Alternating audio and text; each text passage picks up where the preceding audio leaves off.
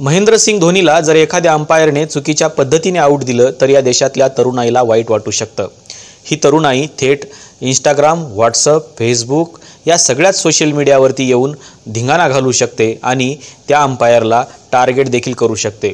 परंतु हीच प्रक्रिया भारताच्या निवडणुकीच्या बाबतीमध्ये मात्र घडत नाही, कारण या देशातल्या तरुणाईने क्रिकेटला जेवढं सिरियस घेतलेलं आहे तेवढं या निवडणुकांना आणि या देशातल्या शासन व्यवस्थेला सिरियस घेतलं नाही। आणि म्हणूनच प्रत्येक मतदारसंघामध्ये आपल्या डोळ्यासमोर बऱ्याच काही गोष्टी चुकीच्या घडत असताना देखील ही तरुणाई शांत आहे, ती काहीही बोलायला तयार नाही। आपण जर बीड लोकसभेचं उदाहरण घेतलं तर आपल्याला असं दिसेल की बीड लोकसभेच्या मतदारसंघामध्ये किती गुन्हे घडलेले आहेत याची यादी आपण मोठ्या प्रमाणामध्ये तयार करू शकतो। भारताच्या लोकप्रतिनिधित्व अधिनियम 1951 मध्ये जी नियमावली दिलेली आहे त्या नियमावलीवर आपण जर एक नजर टाकली तर आपल्याला असं दिसेल की बीड लोकसभा मतदारसंघामध्ये कितीतरी गुन्हे घडलेले आहेत। लोकप्रतिनिधित्व अधिनियम 1951च्या कलम 125 मध्ये असं म्हटलेलं आहे, निवडणुकीच्या संबंधात जी कोणतीही व्यक्ती धर्म, वंश, जात, जमात किंवा भाषा या कारणावरून भारतीय नागरिकांमधील विविध वर्गांमध्ये शत्रुत्वाची किंवा विद्वेषाची भावना वाढीला लावील किंवा वाढीला लावण्याचा प्रयत्न करील ती व्यक्ती 3 वर्षापर्यंत असू शकेल इतक्या मुदतीच्या कारावासास किंवा द्रव्यदंडास किंवा दोन्ही शिक्षास पात्र असेल। या व्यतिरिक्त कलम 128 मध्ये मतदान गुप्त राखणे, कलम 131 मतदान केंद्रामध्ये किंवा त्याच्या जवळपास गैरशिस्त करणे, कलम 132 मतदान केंद्रावरील गैरवर्तणुकीबद्दल शिक्षा असणे, कलम 135 क बूथ ताब्यात घेण्याचा अपराध करणे, कलम 136 इतर अपराध आणि त्याच्या शिक्षा आणि कलम 61 मतदार म्हणून तोतेगिरी करणे असे काही गुन्हे बीडमध्ये आपल्याला पाहायला मिळत आहेत।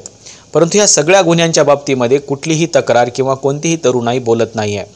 आणि हा मतदारसंघ जर आपण बघितला तर या मतदारसंघामध्ये भारतीय लोकप्रतिनिधित्व अधिनियम 1951च्या 125चा जो काही गुन्हा घडलेला आहे तो सगळ्यांच्या समोर आहे, तो उघड आहे।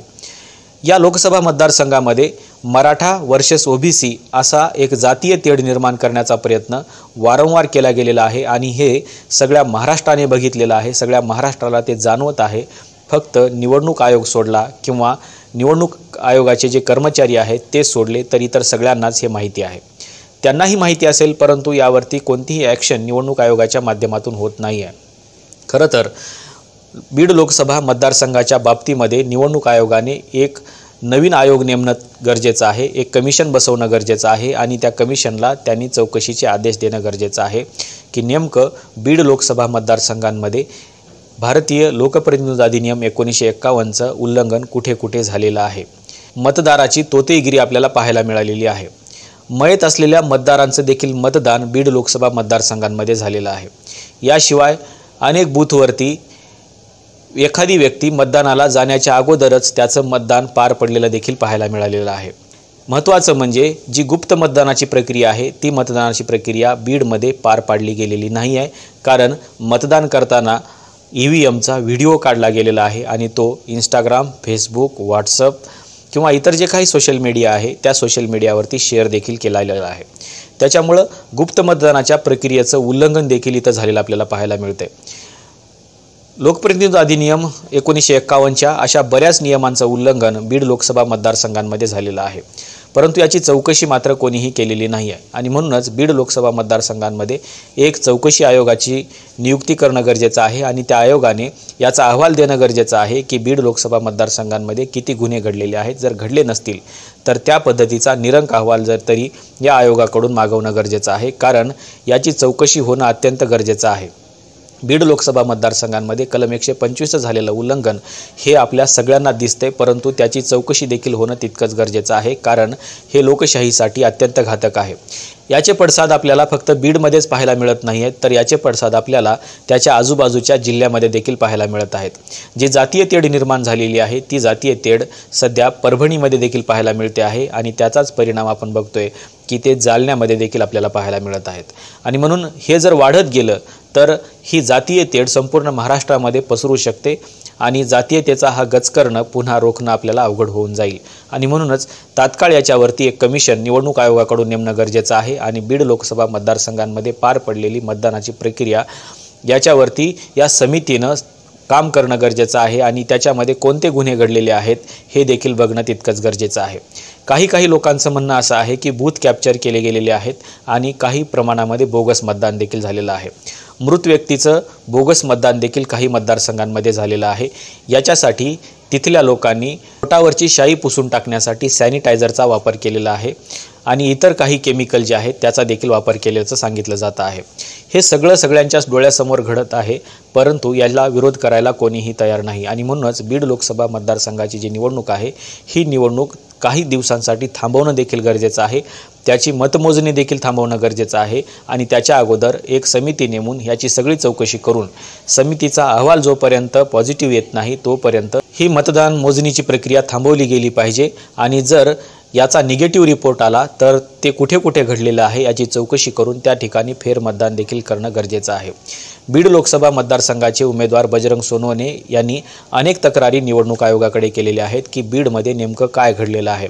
त्या तक्रारीचं देखील निवारण करणं निवडणूक आयोगाचं काम आहे। त्यांनी त्या पद्धतीचं निवारण केलं पाहिजे आणि बीडमध्ये जे काही घडलेलं आहे हे घडलेलं नाही याचा अहवाल येईपर्यंत तिथली मतदानाची मोजणी ही थांबवली गेली पाहिजे।